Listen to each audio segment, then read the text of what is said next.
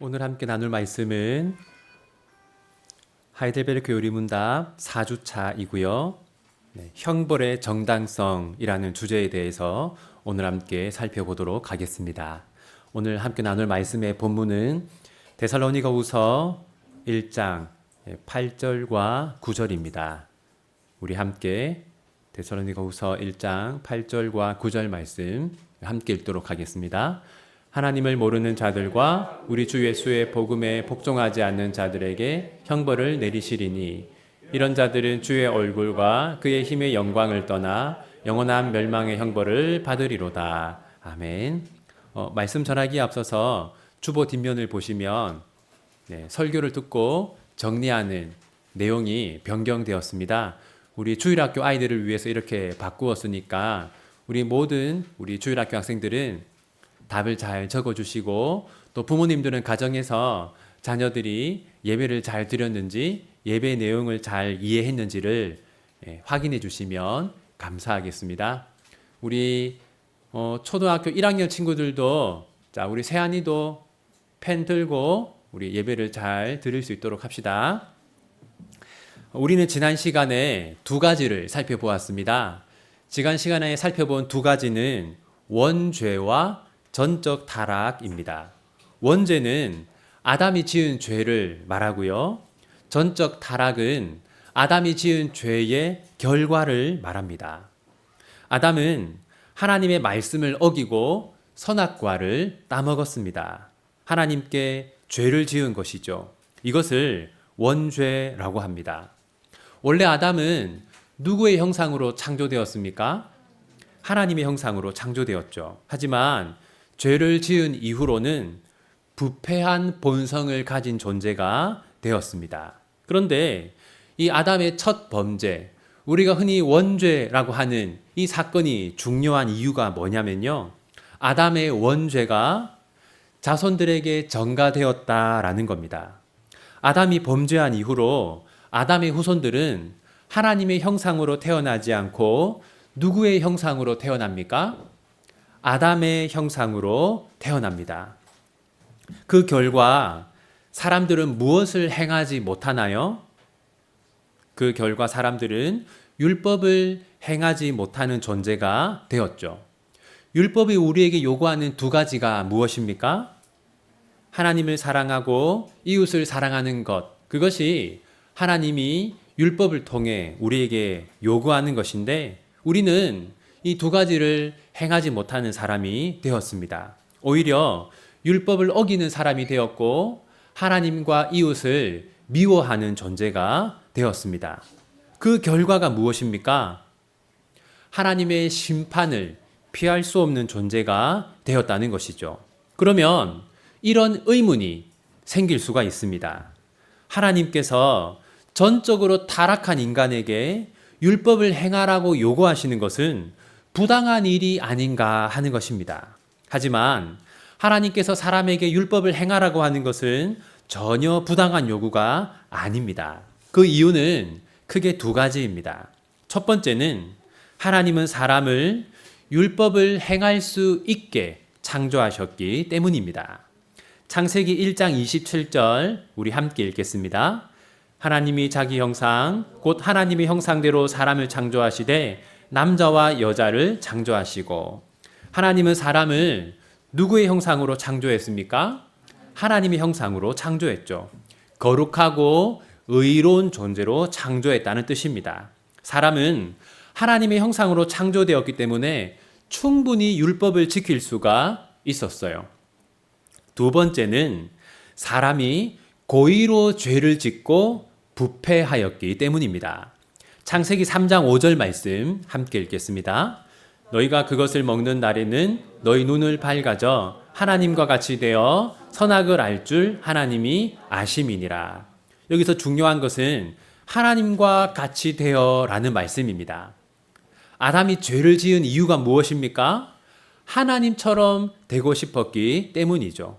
아담은 어쩔 수 없이 죄를 지은 것이 아니라 하나님처럼 되고 싶다는 욕망 때문에 고의로 하나님의 말씀을 어겼습니다. 정리하면 사람이 율법을 행하지 못하게 된 것은 하나님의 책임이 아닙니다.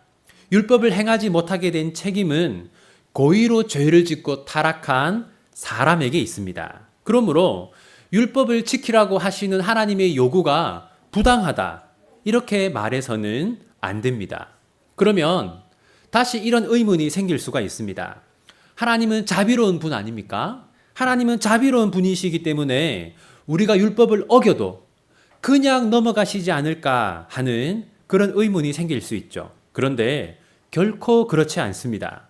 성경은 죄에 대한 하나님의 반응을 다음과 같이 말합니다. 첫 번째, 하나님은 사람들의 죄에 진노하십니다. 로마서 1장 18절 말씀 함께 읽겠습니다.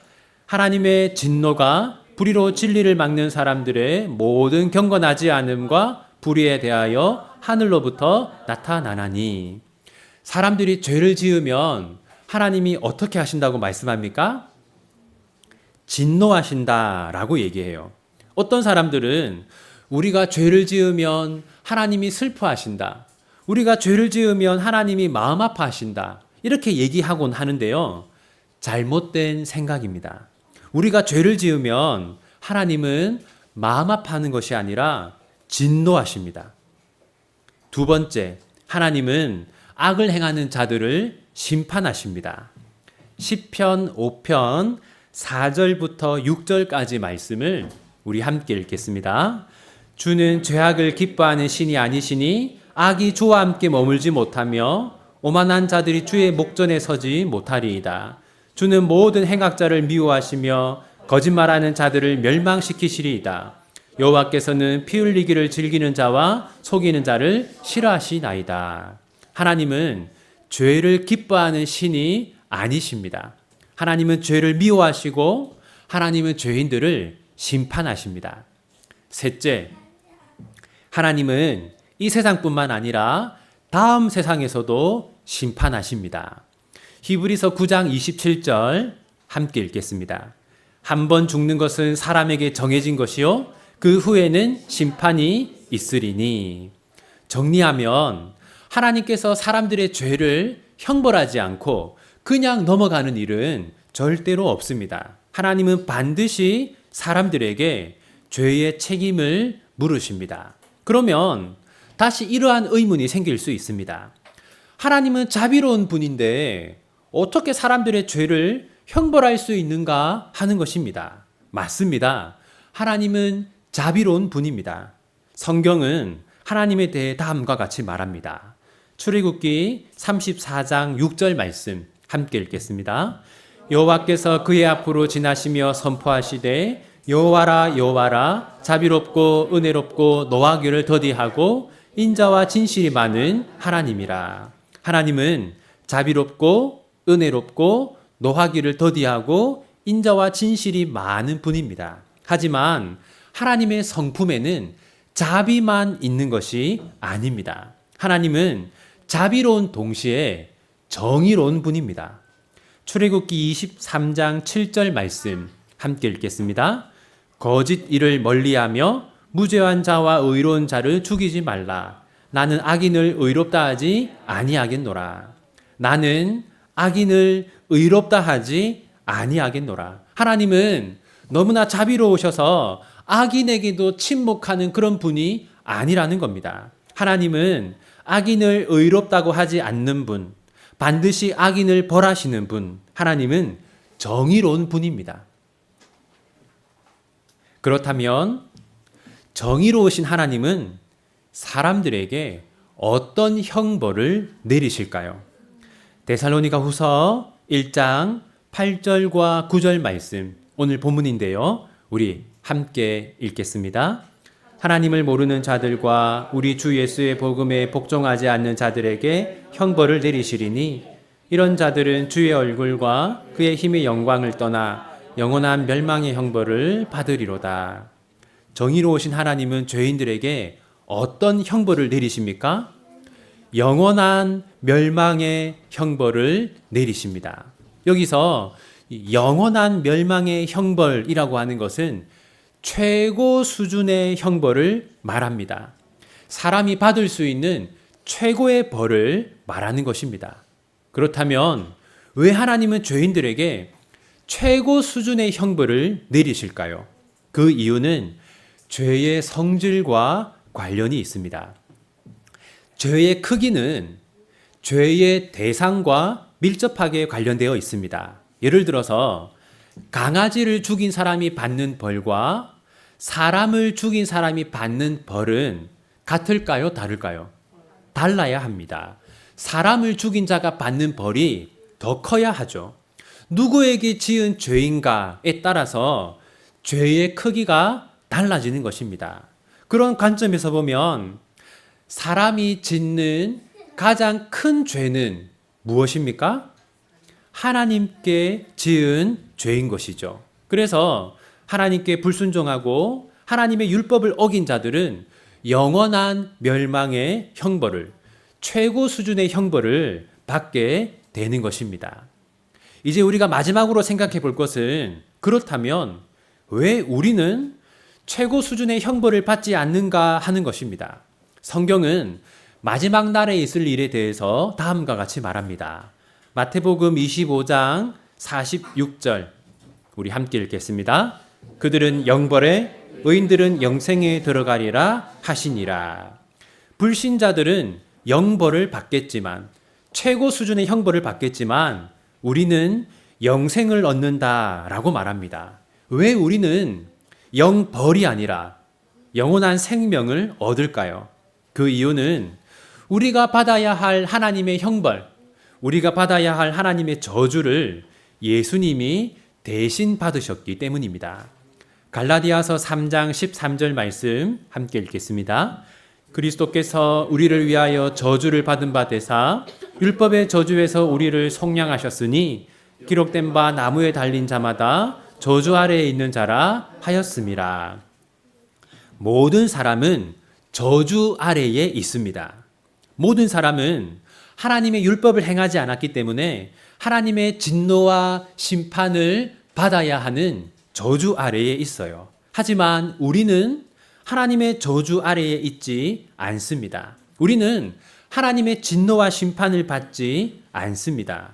오히려 우리는 반대로 하나님의 사랑과 하나님의 구원을 받죠. 그 이유는 우리가 받아야 할 저주를 예수님이 대신 받으셨기 때문입니다. 갈라디아서 3장 13절 그리스도께서 우리를 위하여 저주를 받은 바 되사. 사랑하는 성도 여러분, 우리는 최고 수준의 형벌을 받아야 마땅한 존재입니다. 하지만 우리는 최고 수준의 형벌이 아니라 최고의 복을 받았습니다. 바로 이것이 우리가 하나님께 받은 은혜입니다. 사랑하는 비전교회 성도 여러분, 비록 우리의 삶이 너무나 힘들고 어렵고 우리를 괴롭게 하고 슬프게 하는 일들이 너무나 많을지라도 우리가 하나님께 받은 이 은혜를 생각하면서 항상 감사하고 때마다 찬양하며 살아가는 여러분들 되시기를 바랍니다. 우리 말씀을 정리하면서 제4주일 형벌의 정당성 한 번 더 문답을 읽도록 하겠습니다. 제가 질문을 읽으면 여러분들은 답을 읽어 주십시오. 하나님께서 사람이 행할 수 없는 것을 그의 율법에서 요구하신다면 이것은 부당한 일이 아닙니까? 아닙니다. 하나님은 사람이 행할 수 있도록 창조하셨으나 사람은 자기의 죄에 빠져 불로 부정하였고 그 결과 자기 자신뿐만 아니라 그의 모든 후손도 하나님의 그러한 선물들을 성실하게 되었습니다. 하나님께서는 그러한 불순종과 반역을 형벌하지 않고 지나치시겠습니까? 결코 그렇지 않습니다. 하나님께서는 원죄와 자범죄 모두에 대해 신이 진노하셔서 그 죄를 이 세상에서 그리고 영원히 의로운 심판으로 형벌하실 것입니다. 하나님께서는 누구든지 율법 책에 기록된 대로 모든 일을 항상 행하지 아니하는 자는 저주 아래에 있는 자라고 선언하셨습니다. 그러나 하나님은 또한 자비하신 분이 아닙니까? 하나님은 참으로 자비하신 분이나 동시에 의로우신 분입니다. 죄는 하나님의 지극히 높은 어리를 거스러 주는 것이므로 하나님의 공의는 이 죄에 대해 최고의 형벌, 곧 몸과 영혼의 영원한 형벌을 아멘. 기도하겠습니다. 하나님, 모든 사람은 하나님께 죄를 지었고 모든 사람은 하나님의 저주 아래 있습니다. 따라서 인간의 삶이란 하나같이 비참하고 불행할 뿐입니다. 하지만 저희들은 하나님의 저주가 아니라 하나님의 사랑 아래에 있습니다. 예수님께서 저희가 받아야 할 저주를 대신 받으셨기 때문입니다. 예수님이 저희의 죄를 뒤집어 쓰시고 십자가에서 죽으셨기 때문입니다. 하나님, 이 얼마나 놀라운 은혜이고 이 얼마나 놀라운 축복입니까?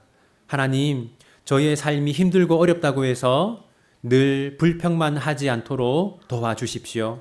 비록 저희의 삶이 고난과 슬픔으로 가득하다 할지라도 하나님께서 저희에게 베풀어 주신 은혜를 생각하며 늘 감사하고 찬양하면서 살아가게 해 주십시오.